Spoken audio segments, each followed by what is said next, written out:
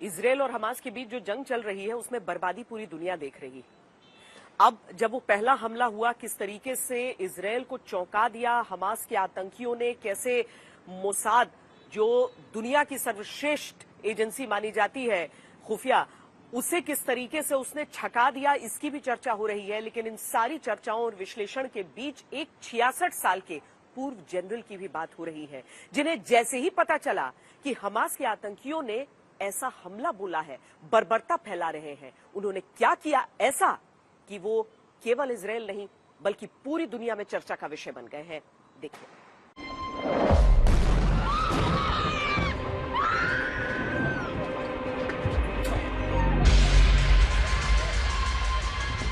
जिस इजरायल ने 6 दिन में मध्य पूर्व का नक्शा बदल दिया था, उसके सैनिक अपने लोगों को आतंक से क्यों नहीं बचा पाए?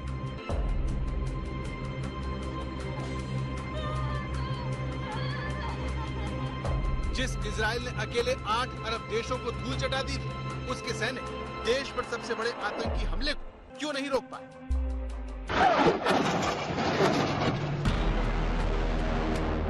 7 अक्टूबर 2023 वो तारीख जिस दिन दुनिया छोड़िए इजरायल के लोगों का भरोसा अपनी ही सुरक्षा तैयारियों पर से हिल गया। हमास के आतंकवादियों ने जिस आसानी से इजरायल में कत्लेआम मचाया, मनमानी की, उसे देखकर हर कोई बोला कि इजरायल में कैसे हो सकता है? कैसे हमास के आतंकवादी इजरायल में इतनी आसानी से टहलते हुए देखे जा सकते हैं? कैसे इजरायल की सेना के ठिकाने आतंकवादियों के हाथों में चले गए? कैसे इजरायल के सैनिकों की गर्दन हमास के आतंकवादियों ने जकड़ ली? ऐसे ढेरों सवाल इजरायल के इस रिटायर्ड जनरल की बहादुरी सुनकर आपके मन को पहले से ज्यादा भर देंगे, जिन्होंने 66 साल की उम्र में आतंकवादियों से भिड़कर दुनिया को बता दिया कि क्यों इजरायल हमेशा अपने दुश्मनों पर भारी पड़ता रहा है।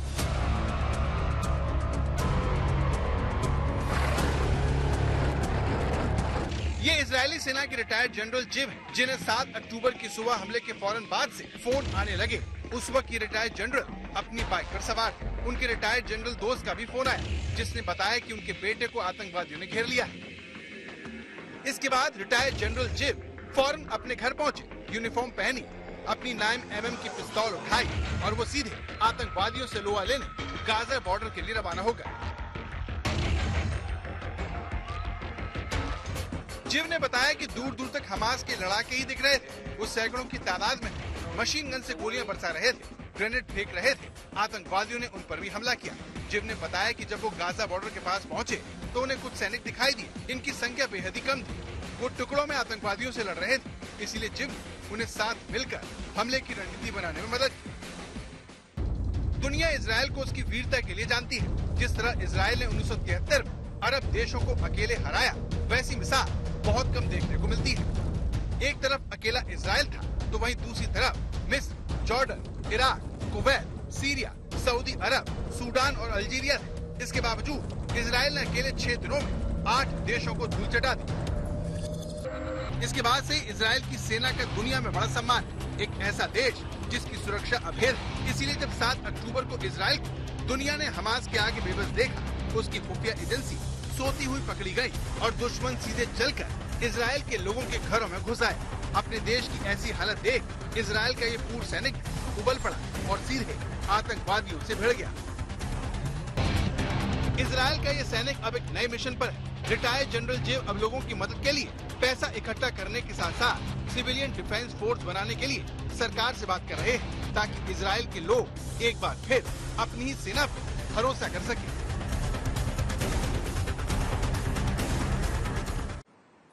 इजरायल एक ऐसा देश है जो अपने दुश्मनों से चारों तरफ घिरा होने के बावजूद अपने लोगों की रक्षा करना जानता है। इसीलिए जब इस तरह का हमला हमास की तरफ से हुआ तो सबको परेशानी हुई और सब इस सवाल का जवाब ढूंढने में लगे कि आखिर ऐसा क्यों हुआ, कैसे हुआ। तो इसमें हमास की एक रणनीति भी आप देखिए। हमास लगातार पूरी दुनिया को यह दिखाता रहा कि वो गाजा के प्रशासन में जुटा हुआ है, वो व्यस्त है, वो आपसी तिकड़म में भी व्यस्त है, जबकि हकीकत तो यह है कि लगभग 2 साल से वो इस बर्बर हमले की तैयारी कर रहा था। हमास का एक प्रोपेगेंडा वीडियो जिसमें वो इजरायल पर फिदायीन हमला करते हुए दिखता है।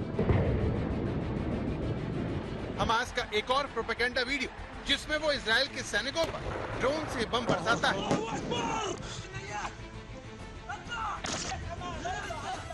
हमास के हौसले बुलंद हैं। वो खुद को ताकतवर दिखाने के लिए लगातार प्रोपेगेंडा वीडियो जारी कर रहा है। ऐसे ही एक वीडियो में उसकी तरफ से पानी के पाइप से रॉकेट बनाने का दावा किया जा रहा है। ये देखिए, 45 सेकंड के इस वीडियो की शुरुआत जमीन से पाइप को निकालते हुए आतंकवादी देखे जा सकते हैं। पानी के इन पाइपों को ट्रकों पर लादकर आतंक की फैक्ट्री में ले जाया जाता है। अगली तस्वीर में आतंकवादी इन पाइपों को काटकर उनमें बारूद भरते हुए देखे जा सकते हैं। अगली तस्वीर में रॉकेट की इस बॉडी के काम को पूरा किया जाता है और उन्हें जमीन में पहले से तैयार लॉन्चर जैसी चीज फिट कर दिया जाता है। इस तरह हमास का दावा है कि उसने पानी के पाइपों से रॉकेट बना लिए हैं, लेकिन ये कितना सही है उसकी भले ही पुष्टि करना मुमकिन न हो।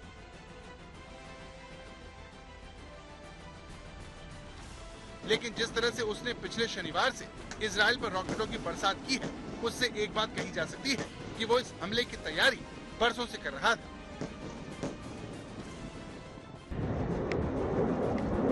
इजराइल को बर्बाद करने के लिए हमास ने चुपचाप अपने ऑपरेशन को अंजाम दिया। इस दौरान वो लगातार लेबनान के हिजबुल्लाह के संपर्क में रहा, जो इजराइल का सबसे बड़ा दुश्मन है, और हमले के लिए खुद को तैयार बता रहा है। इसके लिए उसकी तरफ से भी अपने रॉकेटों की शक्ति दिखाई जा रही है। ये देखिए,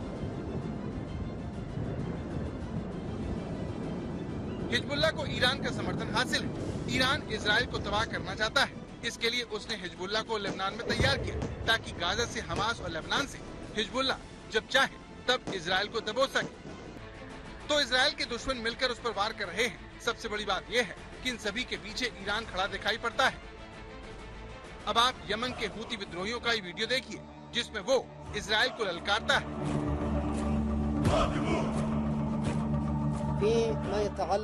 इस तरह ईरान भले ही इजराइल से दूर हो, लेकिन वो कभी भी इजराइल को तंग कर सकता है, क्योंकि ईरान का इराक, सीरिया और लेबनान में प्रभाव है।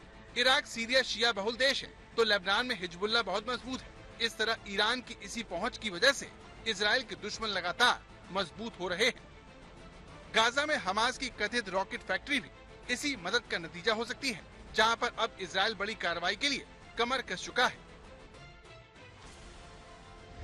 ये जो तस्वीरें आप इस समय देख, इजराइल की सेना है और इजराइल की सेना गाजा पट्टी की तरफ बढ़ रही है। और ये एक्सक्लूसिव तस्वीरें आप इंडिया टुडे पर, ये आज तक पर आप देख रहे हैं। ये इजराइल की सेना के टैंक आगे बढ़ रहे हैं, एक के बाद एक। ये एक्सक्लूसिव तस्वीरें आप आज तक पर देख रहे हैं। हम आपको बिल्कुल फ्रंट लाइन्स पर से ये तस्वीरें लेकर आ रहे हैं, जहां पर इजराइल की सेना के टैंक और इजराइल की सेना की बख्तरबंद गाड़ियां एक सबक सिखाने के लिए हमास की तरफ से जो खतरा है इजराइल को, उसको पूरी तरह से नेस्त नाबूद कर देना। इन तस्वीरों को एक के बाद एक, वो जो सामने आप दीवार देख रहे हैं वो गाजा पट्टी की दीवार है, और गाजा पट्टी की दीवार के बिल्कुल बगल में ये है इजराइल की सेना, जो एक के बाद गंदनाते हुए इजराइल की सेना के टैंक आगे बढ़ रहे हैं।